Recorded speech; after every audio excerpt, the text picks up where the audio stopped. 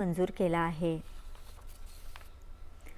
केंद्र सरकारनं आज राष्ट्रीय क्रीडा पुरस्कार 2025 ची घोषणा केली। क्रीडा क्षेत्रातील उत्कृष्ट कामगिरीबद्दल बुद्धिबळपटू दिव्या देशमुख, भारताची आघाडीची महिला बॅडमिंटन जोडी ट्रेसा जॉली आणि गायत्री गोपीचंद पुलेला यांच्यासह विविध क्रीडा प्रकारातील इतर 17 खेळाडूंना अर्जुन पुरस्कार जाहीर झाला आहे। ज्येष्ठ भारतीय फुटबॉलपटू आयझिया अरुमैनायगम यांना जीवनगौरव अर्जुन पुरस्कार देऊन सन्मानित केलं जाईल। ॲथलेटिक्स प्रशिक्षक परवीर सिंग, मुष्टियोद्धे प्रशिक्षक छोटेलाल यादव आणि नेमबाजी प्रशिक्षक नेहा चव्हाण यांना द्रोणाचार्य पुरस्कार जाहीर झाला आहे।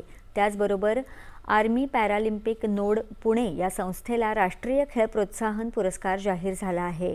क्रीडा प्रोत्साहन आणि विकासाच्या क्षेत्रात महत्त्वपूर्ण भूमिका बजावणाऱ्या कॉर्पोरेट संस्था किंवा स्वयंसेवी संस्थांना हा पुरस्कार दिला जातो। क्रिकेट